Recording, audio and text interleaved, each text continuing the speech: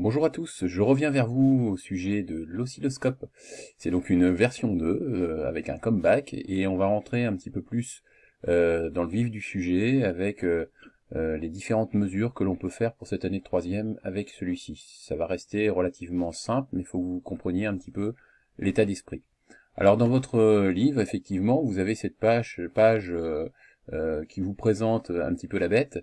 Vous l'avez vu également en classe, donc je vous rappelle, hein, vous avez donc à l'étage supérieur, dans ce cas présent, le bouton de réglage de base de temps, ce qu'on appelle, hein, c'est le balayage temporel.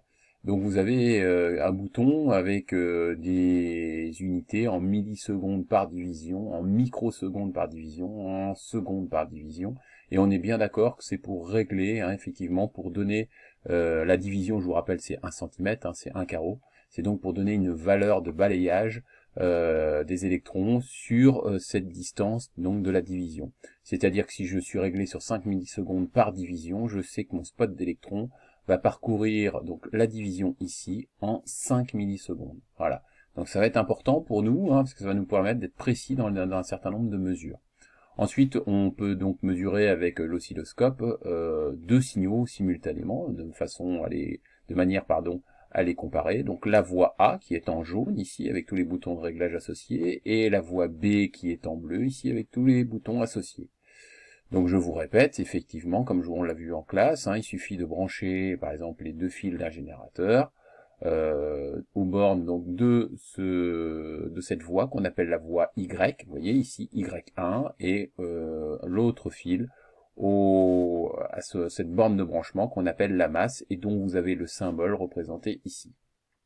Voilà, après vous avez ce qu'on appelle les boutons d'intensité lumineuse et de focalisation. La focalisation, c'est pour avoir un trait fin ou épais, et l'intensité, comme son nom l'indique, c'est pour l'intensité lumineuse. Vous avez aussi le bouton numéro 2 qui est ici, qui est important, hein, qui permet d'avoir une bonne position horizontale, puisque vous pouvez avoir un trait qui va sortir un petit peu de l'écran. De même, vous avez le bouton 7 ici, qui est la position verticale. Donc au niveau du réglage, vous devez faire en sorte, avant d'effectivement alimenter en tension l'oscilloscope, eh bien vous devez faire en sorte que le balayage horizontal, et donc la ligne horizontale au départ, soit pile poil calée sur l'axe des abscisses. Voilà. Après, vous avez effectivement l'écran, l'entrée de la voie 1, la masse, comme je viens de le dire. Alors on va rentrer dans le vif du sujet avec une première animation. C'est ce qu'on a fait en classe. Vous voyez, on essaye de connecter donc une pile. Une pile, tout simplement, c'est un générateur de tension continue. On a une pile de 4,5 volts. Alors, si c'est une pile de 4,5 volts, comme on l'a vu en classe, on sait déjà que la tension ne varie pas au cours du temps. Voilà. Donc, si j'éteins l'oscilloscope, on est bien d'accord, hein, on éteint l'oscilloscope. Et là, il n'y a pas de balayage, hein. Pour l'instant, je suis sur la position off, il n'y a pas de balayage des électrons. Donc j'ai un simple spot des électrons. On voit ici sont décalés. Alors, ce qui serait intéressant, c'est d'avoir aucune tension au départ. Donc si je n'ai aucune tension au départ, mon spot, il est pile poil au croisement de l'axe des ordonnées, de l'axe des abscisses. Maintenant, si je mets un balayage, eh bien effectivement, les électrons commencent à balayer l'intégralité de l'écran. Donc ici, j'ai un balayage qui est de 10 millisecondes par division. Maintenant, si je mets du 5 millisecondes par division, ça veut dire qu'ils mettent beaucoup moins de temps pour parcourir une division. Donc, allant plus vite, eh bien, ils finissent par former une ligne qui est continue. Voilà, puis alors après, effectivement, le balayage se fait de plus en plus rapidement, donc j'ai toujours cette ligne. Maintenant, je vais donc soumettre à l'oscilloscope une tension, donc on met le pôle plus de la pile relié donc à la voie Y. Voilà, la voie Y est ici, pôle plus, le pôle moins, hein, à la masse. Et on voit tout de suite que il y a eu un décalage de la ligne horizontale. Décalage de la ligne horizontale, si je me remets sur 10 millisecondes par division, vous voyez, le spot balaye. Ça, c'est pas tellement intéressant pour nous. Pourquoi? Parce que c'est une tension continue. Il n'y a aucun intérêt à visualiser une tension continue avec un oscilloscope, parce qu'on sait qu'effectivement, la valeur ne varie pas au cours du temps. Vous le voyez bien ici, puisque la ligne est horizontale. On peut vérifier la tension donc de 4,5 volts. Alors si je me mets sur 1 volt par division, ça veut donc dire qu'une division ici fait 1 volt, eh bien vous voyez j'ai 1, 2, 3, 4, je n'ai pas assez de division, c'est-à-dire que mon réglage n'est pas bon, puisque je sors du quadrillage. Par contre, à 2 volts par division, vous voyez j'ai une division, 2 divisions, et j'arrive à 2,2, 2,25 divisions, puisque je vais de 0,2 en 0,2 après. Donc vous voyez, je suis à 2,25.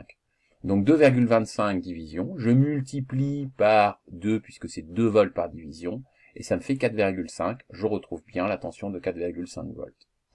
Bon, on peut aller plus loin, on peut inverser le branchement, cette fois-ci mettre le pôle moins sur la voie Y et la masse sur le pôle plus. Et dans ce cas-là, vous allez visualiser une tension négative et le signal et les symétries qui va se retrouver de l'autre côté. Voilà. Bon.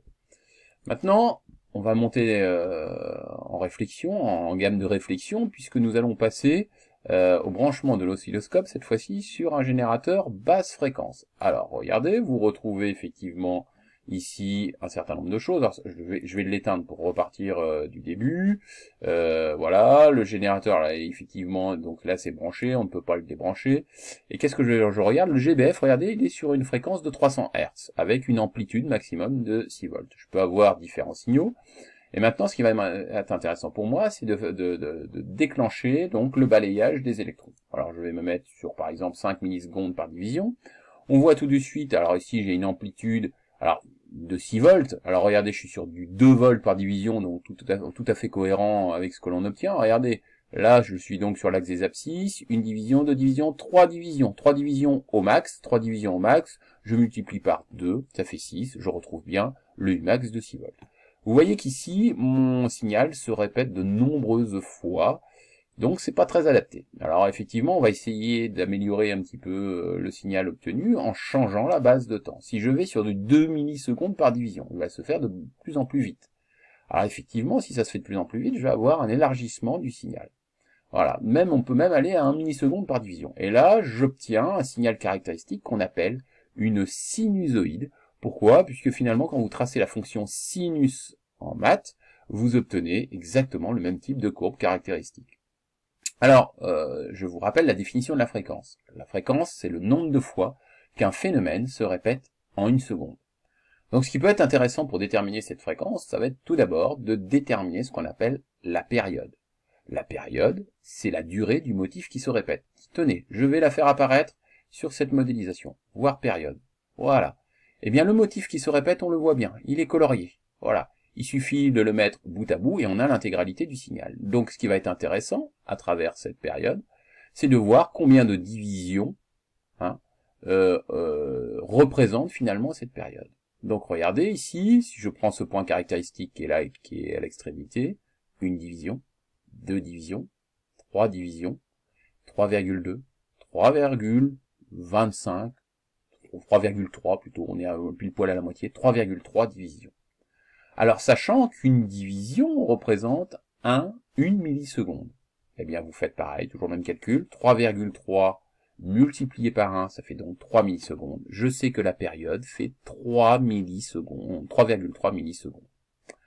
Voilà, et ça c'est important pour nous. Ça va nous permettre bien évidemment d'avoir accès à la fréquence. Vous allez voir en cours que la fréquence est égale à 1 divisé par la période.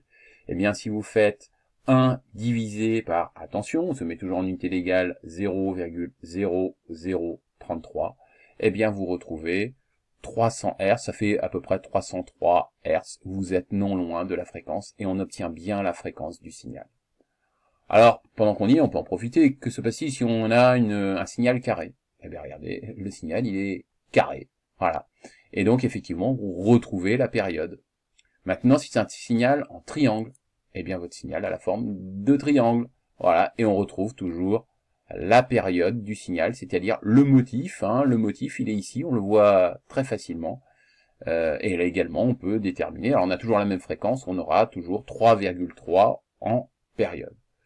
Voilà, j'espère que vous avez compris, l'état d'esprit, il est toujours le même finalement. Un oscilloscope va nous servir pour une tension qui va se répéter au cours du temps, ou du moins pour un signal qui va se répéter au cours du temps. Et le but ultime, c'est d'avoir un certain nombre de caractéristiques de ce signal. Alors, la tension max, la tension min, d'avoir la durée du motif qui se répète. Voilà la grande thématique. Voilà, j'espère que vous avez compris avec ceci. Et puis pour terminer, regardez que se passe-t-il si je reviens avec une fonction sinus et puis si j'augmente la fréquence. eh bien si j'augmente la fréquence, on voit que le signal, voilà, on a l'impression que les motifs se rapprochent. C'est normal, puisqu'en 1 seconde, le nombre de fois que le motif va se répéter va être plus important. Voilà, donc vous voyez, ici, par exemple, en 1 seconde, le motif qui est ici se répète 588 fois. Donc s'il se répète 588 fois sur 1 seconde, eh bien, effectivement, ça se resserre par rapport aux 300 fois de tout à l'heure. Et si je continue à augmenter, eh bien, vous avez compris, ça se resserre. Voilà. J'espère avoir été clair avec vous, et puis n'hésitez pas à vous tourner vers moi pour de plus amples conseils, informations, questions diverses. Allez, à bientôt!